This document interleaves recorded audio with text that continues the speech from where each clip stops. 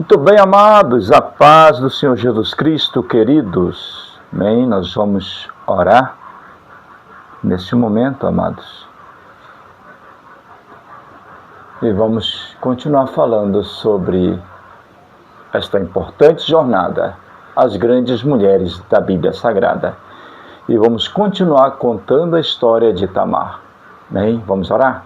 Senhor Deus, Pai eterno, Pai maravilhoso, obrigado por tudo que o Senhor Deus tem feito, meu Senhor da glória, e que o Senhor Deus continue conosco, meu Pai. É o que eu te peço, te agradeço, no nome de Jesus Cristo. Queridos, desculpe se houver barulho, porque tem uma firma trabalhando aqui, construindo uma ponte perto de casa, tá, amados? Mas a gente não pode deixar de fazer o vídeo e de mandar para vocês essas importantes informações. Nós estamos falando sobre Tamares, nós estamos na parte 4 sobre Tamar. No último vídeo, nós começamos a falar sobre o nascimento dos filhos de Tamar, tá? Que eram gêmeos, né? Pérez e Zera. Amém? Então nós falamos, queridos e amados irmãos em Cristo Jesus, sobre Pérez e Zera, o nascimento desses dois, né? E que Pérez iria nascer primeiro, colocou a mão para fora e amarraram um fio na mão dele, ele recolheu e Pérez nasceu primeiro. E Pérez significa ruptura. Amém? Então, queridos e amados irmãos, Pérez nasce primeiro, rompendo a ordem esperada. É mais um exemplo do padrão divino. É mais um exemplo do padrão divino visto em toda a Bíblia. Tá, queridos? Em toda a Bíblia. Deus frequentemente escolhe o segundo em vez do primeiro. O mais novo em vez do mais velho. Amém? O improvável em vez do óbvio. Abel em vez de Caim. Isaque em vez de Ismael. Jacó em vez de Esaú. José em vez dos seus irmãos mais velhos. Davi em vez de seus irmãos. Pérez, amados, nascido de uma união irregular, por meio de um plano ousado de uma viúva determinada, ele torna-se o herdeiro da linhagem messiânica. Dele viriam os líderes da tribo de Judá e séculos depois o rei Davi. A história de e Tamar ilustra um princípio divino recorrente quando o plano A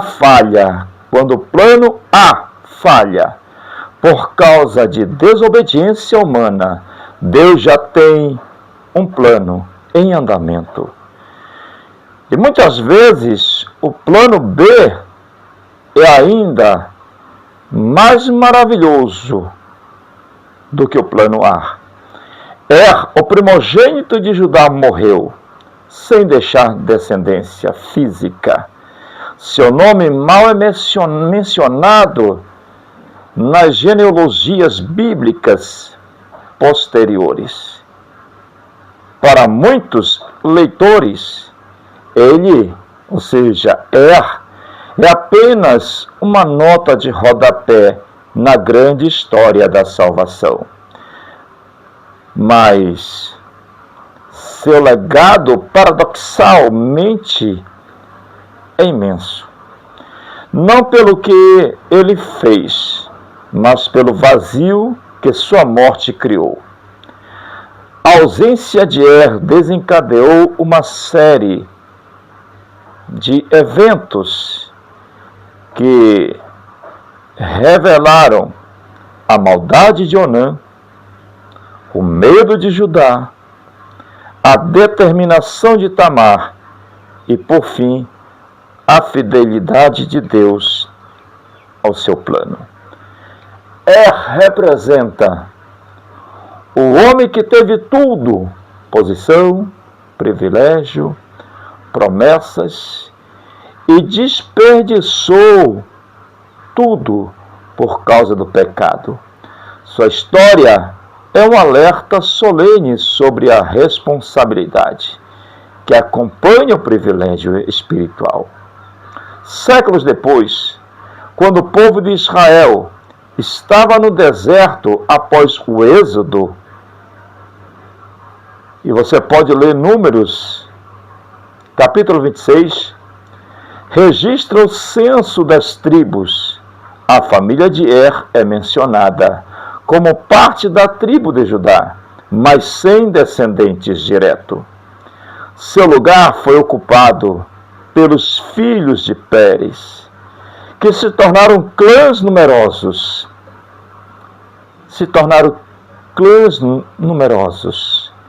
A linhagem continua, não por meio de o primogênito legítimo, mas através de Pérez, nascido da união entre Judá e da sua própria nora Tamar.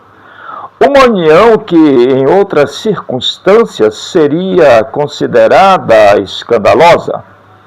Talvez o maior ensinamento da história de seja este: nenhum de nós é indispensável ao plano divino, mas todos somos convidados a participar dele.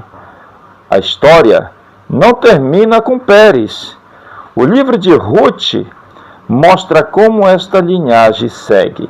Pérez gera Rom, que gera Rão, que gera Aminadab, e assim por diante, até chegar a Boaz, que se casa com Ruth. Dele nasce Obed, pai de Jessé, e Jessé, pai de Davi, o rei segundo o coração de Deus. Glória a Jesus. E a Davi que Deus promete firmar para sempre o trono do seu reino.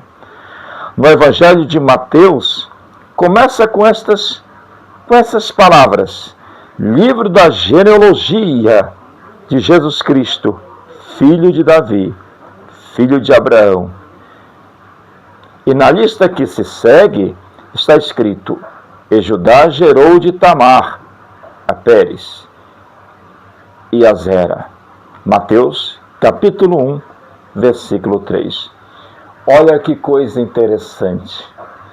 As mulheres, eu acho que eu já até falei aqui num outro vídeo, bem, que estão na linhagem, na genealogia escrita em Mateus, bem, Tamar, uma midianita, uma mulher de um plano ousado, de algo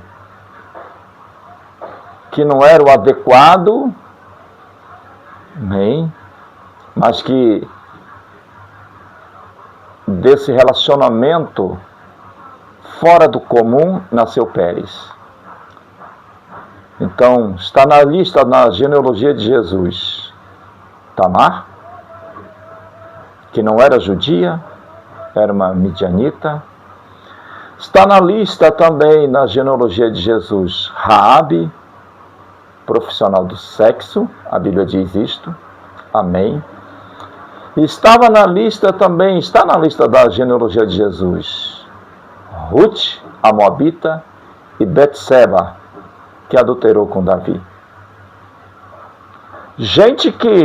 Pessoas de uma reputação não muito adequada aos padrões divinos, mas, no entanto, quiseram mudar de vida e escrever uma nova história.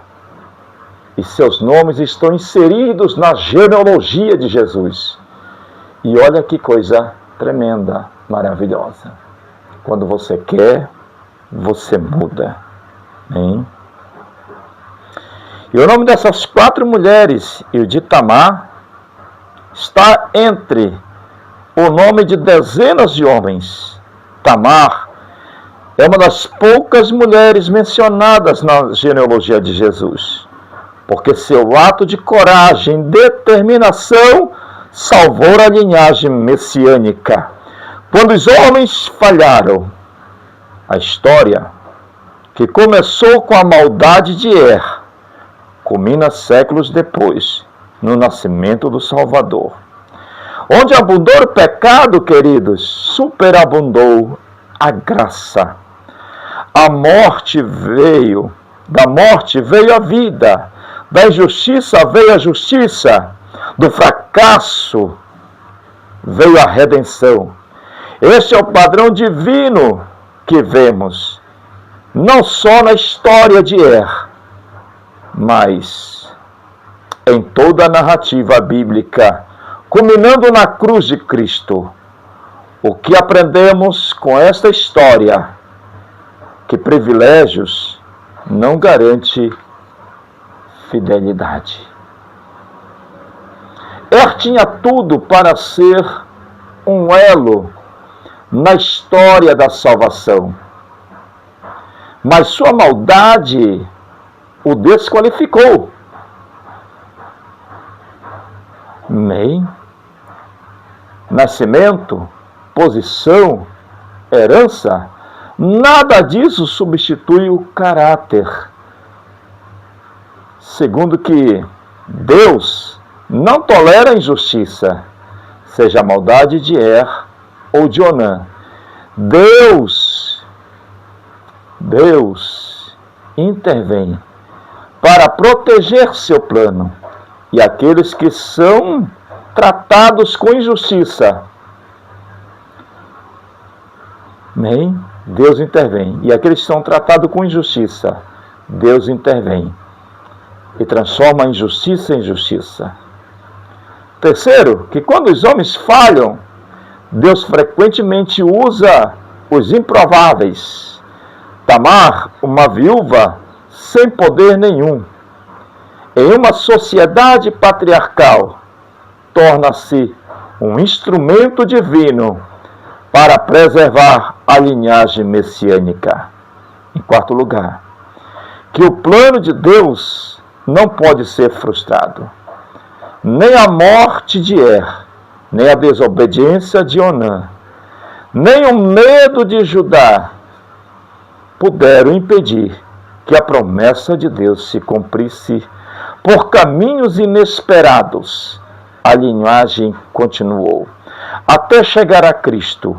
E por fim, que Deus usa situações imperfeitas, pessoas imperfeitas e decisões imperfeitas para realizar seus propósitos perfeitos. Glória a Deus. Oh, glórias! A genealogia de Jesus não inclui só heróis da fé, mas pessoas comuns, com falhas, medos e erros. Pessoas como nós. Amém? Glória a Deus. Esse é o nosso Deus, querido. Amém? Pessoas como nós, comuns. A sua vida, assim como de Er, faz parte de uma tapeçaria maior. Glória a Deus. A questão é, você será lembrado pelo vazio que deixou ou pelo legado que construiu? Glória a Deus. A história de Er nos mostra que todos nós fazemos parte de algo muito maior. Cada vida tem um papel no plano de Deus.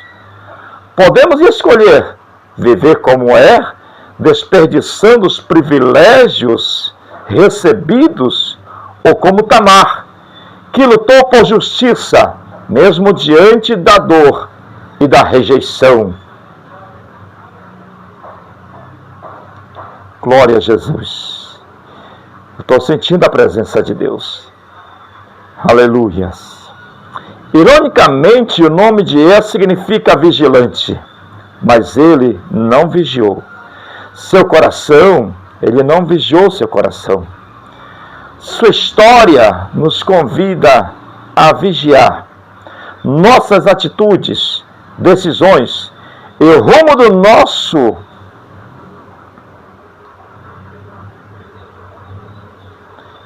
nosso caráter. Amém? Ela nos lembra que mesmo quando falhamos, Deus continua fiel no seu plano de redenção. O seu plano de redenção segue em frente, mesmo por caminhos inesperados.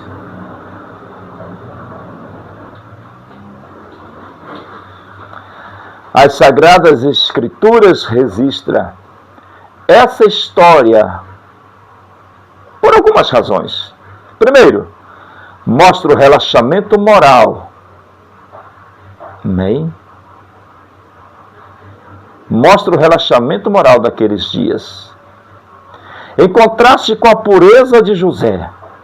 Lembre-se que eu falei no primeiro vídeo, que quando o autor diz assim, por este mesmo tempo, eu disse que o autor estava comparando a vida de fidelidade de José com a vida de infidelidade de Judá. Amém? Então, querido, mostra o relaxamento moral daqueles dias em contraste com a pureza de José. Glória a Deus. A qual, diante deste fato, se destacava nitidamente. Note o contraste. Judá desceu de livre e de espontânea vontade. Se apartou dos seus irmãos de livre e espontânea vontade. Amém?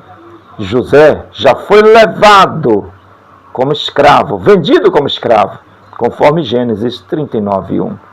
Segundo, demonstrar porque era necessário Jacó e sua família saísse de Canaã e fosse para o Egito.